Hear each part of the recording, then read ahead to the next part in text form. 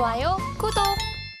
외신 브리핑 시작합니다. 어제 3대 지수 모두 다 상승하면서 마감지였고요. 강보합권 수준의 상승률을 보였습니다. 연휴를 끝내고 돌아온 미국 증시 계속해서 상승세 이어가고 있고요. 주간 단위로 8주 연속 이어가고 있습니다. PC 물가 데이터의 온기를 오늘도 받아가는 모습이었고요. 연준의 금리 인하에 대한 기대감 또한 증시에 반영이 되고 있는 모습입니다. 특히 인텔을 중심으로 해서 반도체 주들이 급등하는 모습을 좀 보여줬고요. 필라델피아 반도체 지수 또한 1.8%, 2%에 가까운 상승률을 기록하기도 했습니다. 인텔과 관련된 소식은 뒤에서 더 짚어보도록 하고요. 특히나 중소형주 중심의 러셀 2000 지수 또한 오름폭이 오늘은 두드러졌다라는 점 유의미했습니다. 계속해서 유가 시장도 함께 살펴보도록 하겠습니다. WTI는 배럴당 75달러 선에서 마무리했습니다. 2% 넘게 급등했는데요. 홍해에서 선박에 대해서 추가 공격이 좀 이어지게 되면서 해운 중단 우려로 이달 들어서 최고 수준의 가격을 기록을 했습니다. 특히 브렌트유 같은 경우에는 80달러 선을 넘어서면서 마무리하기도 했습니다. 특히 유가의 불확실성 요소 중 또 하나가 바로 이스라엘 하마스 전쟁인데요. 특히 이란의 참전 여부에 따라서 국제 유가 가격이 크게 급등할 수도 있다라는 점 짚어드렸습니다. 사실 그동안은 전쟁이 심화됐음에도 불구하고 가격 변동폭이 그다지 크지는 않았었는데요. 어제 중동 전쟁에 이란이 개입할 만한 사건이 하나 벌어졌기 때문에 체크하고 넘어가 보도록 하겠습니다.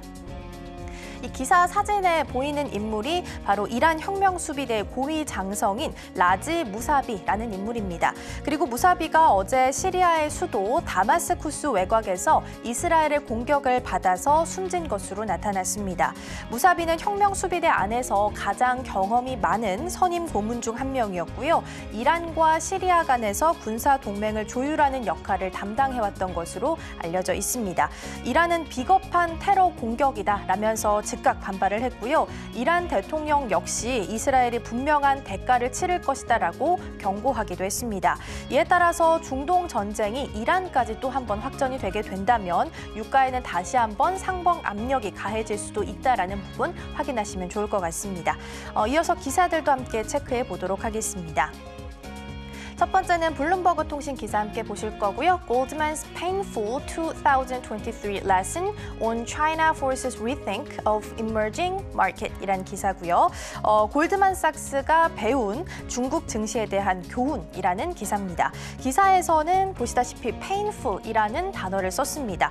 고통스러운 표현까지 쓴 이유 함께 짚어보도록 하겠습니다. 올해 초에 골드만삭스는 월가의 다른 투자 은행들처럼 중국의 리오프닝 이 부분을 좀 기대하면서 중국에 대해서 낙관적인 2023년 전망을 내놓기도 했습니다. 하지만 결과는 예상 밖이었습니다. 대다수의 신흥시장은 그래도 양호한 실적을 좀 보인 반면에 올해 중국 증시는 15% 넘게 하락을 했습니다. 그래서 여기서 나온 첫 번째 교훈은 중국을 포함한 신흥시장 그리고 중국을 제외한 신흥시장을 따로 구분을 해야 한다라는 겁니다. 중국 자산은 상당 기간 대다수의 신흥시장 자산과 상관관계가 거의 없었다라는 점 또한 이야기를 좀 했고요. 이어서 언급됐던 두 번째 교훈은 신흥시장은 회복 탄력성이 뛰어나다라는 점이었습니다. 연준의 공격적인 금리 인상 그리고 강달러, 중국 경기 둔화에도 신흥시장은 굉장히 강한 탄력을 좀 보여줬습니다. 신흥시장은 조기에 금리 인상에 나서면서 선제적이고 또 공격적으로 인플레이션 충격에 대응을 했기 때문에 더 빠르게 회복할 수 있었던 것으로 풀이가 되고 있습니다. 다만 기대해볼 부분이 있다라고 한다면 내년의 거시 경제 환경이 조금은 더 좋아질 것이다라는 점인데요. 이에 따라서 현재 전문가들은 신흥시장의 자산이 내년에도 플러스 수익률을 기록할 것으로 예상을 좀 하고 있고요. 내년 신흥시장의 움직임은 그래도 긍정적으로 좀 기대해봐도 좋지 않을까 싶습니다. 이어서 두 번째 기사도 함께 확인해 보도록 하겠습니다.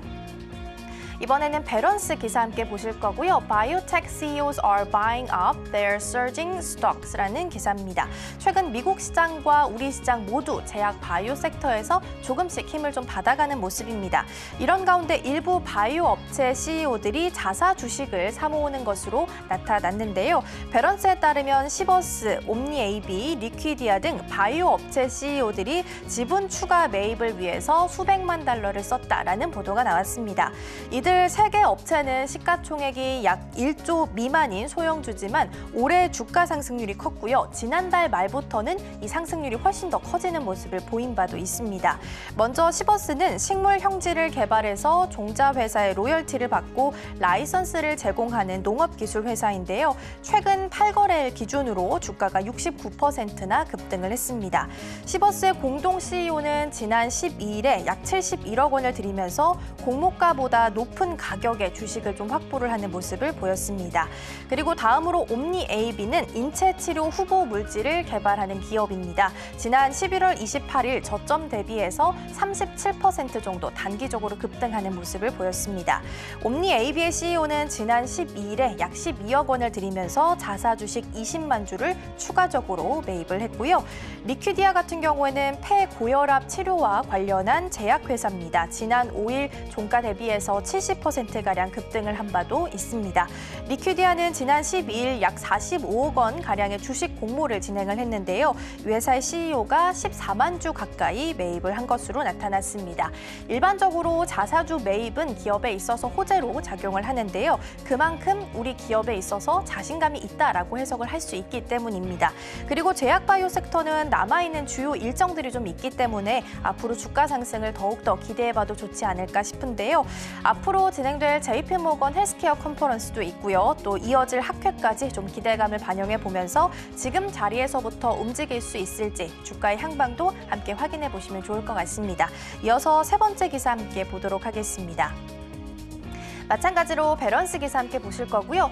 Consumer showed off for the holidays, spending rose 3.1%, Mastercard says. 라는 기사고요. 추수감사절부터 연말까지 이 할인 시즌이 몰려있는 미국의 11월에서 12월 소매 판매가 전년 대비 3%가량 늘었다라는 마스터카드의 보고서가 나왔기 때문에 하나 짚어보도록 하겠습니다. 작년보다 증가율이 좀 낮아지게 됐지만 소비 둔화 현상이 나타나고 있다라는 점이 유의미한데요. 다만 급격한 소비 급감은 아니기 때문에 미국 경기의 연착륙 기대감이 오히려 높아지고 있는 분위기입니다. 온라인 소매 판매는 6.3% 늘어난 반면에 오프라인 상점 판매는 2.2% 늘어나는 데 그쳤고요. 분야별로는 의류와 식료품의 판매는 늘어난 반면 전자제품과 보석류는 전년에도 미치지 못하는 것으로 나타났습니다. 이에 대해서 전문가들은 올해 연휴 기간 동안 미국 소비자들이 굉장히 신중한 소비를 해왔다라고 평가를 좀 했는데요. 미국 소비자들이 얇아진 지갑을 좀 고려하면서 필수적인 재화나 서비스에만 소비를 했다라는 것으로 풀이가 됩니다. 소비가 미국 GDP에 있어서 3분의 2 정도를 차지하고 있기 때문에 연말 소비는 앞으로 미국 경제 상황을 좀 엿볼 수 있는 주요한 지표이기 때문에 꼭 봐야 하는 부분입니다.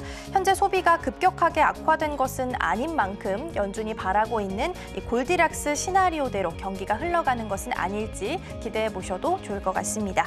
이번에는 섹터별 움직임 이어서 함께 좀 보도록 하겠습니다. 전반적으로 상승 마감했기 때문에 초록빛이 조금 더 많이 있는 모습이고요. 일단 가장 빛나고 있는 인텔부터 함께 좀 보도록 하겠습니다. 인텔 같은 경우에는 현재 5% 넘게 상승하면서 오늘 반도체주를 중심으로 해서 랠리를 이어갈 수 있게 좀 도와줬는데요. 관련된 내용은 잠시 후에 함께 짚어볼 거고요. 먼저 매그니피센트 7 함께 좀 보도록 하겠습니다. 애플은 0.28%, 마이크로소프트 0.02%, 알파벳 구글 같은 경우에는 0.07%, 그리고 아마존은 마이너스 0.01%, 엔비디아 같은 경우에는 0.92% 강보합 순이었고요. 메타도 0.41% 강보합 순에서 오늘 마무리 지었습니다.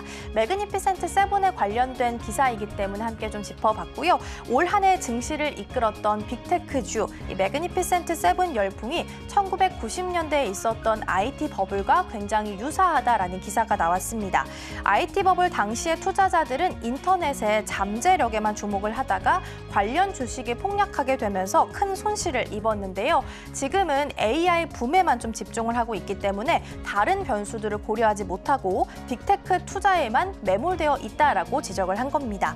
당시 IT 버블이 절정이었을 때 나스닥에 투자했던 사람들은 손익분기점을 회복하기까지 무려 14년의 시간이 걸렸다고 합니다. 그래서 전문가들은 시야를 넓히고 또 위험을 위험을 분산시키기 위해서는 투자를 좀 다각화해야 한다라고 주장을 했고요. 특히 내년에는 소형주 그리고 경기 순환주들도 함께 보자라고 주장을 좀 했습니다. 내년 증시에서 이 예상이 진짜 맞아 들어가게 될지 이 부분 확인해 보셔도 재밌을 것 같습니다. 이어서 앞서 소개해드렸던 인텔 함께 보도록 하겠습니다. 앞서 소개해드렸던 대로 5% 넘게 급등하면서 마무리했고요. 인텔이 하마스와 전쟁을 치르고 있는 이스라엘에 32조 원을 투자하면서 새 공장을 짓기로 합의를 했습니다. 현재 언론에 따르면 인텔은 2028년 가동을 목표로 해서 새 공장을 짓게 되고요. 이 자리에 지역 주민 수천 명을 함께 고용할 예정이다라고 밝혔습니다. 이스라엘 재무부 장관은 글로벌 기업이 이스라엘에 전례 없는 큰 규모의 투자를 승인한 것이 매우 중요하다라고 강조하기도 했습니다. 계속해서 이번에는 마이크론 함께 보도록 하겠습니다. 마이크론 같은 경우에는 0.66% 강보합순에서 어제 마무리 지었습니다. 마이크론은 지난 6년간 중국 기업과 지적재산권 IP 소송을 벌여왔습니다. 그리고 드디어 소송 취하 합의에 도달했다라는 내용이 보도가 됐는데요. 자세한 내용 짚어보겠습니다. 중국 외신들은 마이크론이 중국 반도체 기업인 푸젠 진화를 상대로 제기한 소송을 취하했다라고 밝혔습니다. 과거로 돌아가서 소송 과정을 살짝 짚어보자면 이렇습니다. 먼저 2017년에 마이크론은 푸젠 진화 그리고 푸젠 진화의 파트너사인 대만의 유나이티드 마이크로 일렉트로닉스를 영업 비밀 도용 혐의로 고소를 했습니다. 대만의 유나이티드 마이크로 일렉트로닉스는 샌프란시스코 연방 법원에서 도용 사실을 인정을 하고 벌금을 납부한 후에 이 소송을 마무리한 바가 있습니다. 하지만 푸젠 진화의 소송은 여전히 계류 중이었는데요. 그리고 이번에 드디어 합의에 도달을 하게 됐습니다. 가장 중요한 건 합의에 도달한 바로 이 시점이라는 점인데요. 마이크론이 중국과 관계 개선을 위해서 노력을 기울이는 와중에 이러한 결정이 나왔기 때문입니다. 사실 미중 갈등이 좀 부각이 되면서 중국 정부는 마이크론 제품 안에서 심각한 보안 문제가 발견되면서 안보 심사를 통과하지 못했다. 그래서 중요한 정보시설을 운영할 경우에는 마이크론의 제품 구매를 중지해야 한다라고 비판하기도 했습니다. 그러다 보니까 시장에서는 중국이 미국의 반도체 수출 통제에 대해서 이러한 방식으로 맞불 조치를 놓았다라고 해석을 하기도 했는데요. 하지만 그럼에도 불구하고 마이크론은 계속해서 중국에 친화적으로 행동을 해왔습니다. 중국 정부의 제재가 시작됐음에도 6월에는 반도체 패키징 공장 건설 투자를 약속을 했고요. 8월에는 대관 업무 책임자를 임명해내기도 했습니다. 이 덕분인지 중국 정부 역시 지난달 열렸던 미중 정상회담을 전후해서 마이크론이 중국 안에서 발전하는 것을 환영한다라면서 화해의 메시지를 보내기도 했습니다. 이번 합의가 반도체 수출 통제를 둘러싸고 분위기가 조금은 완화될 수 있는 계기가 될 수 있을지 이 부분도 함께 지켜보셔야겠습니다. 지금까지 외신 브리핑이었습니다. 좋아요, 구독!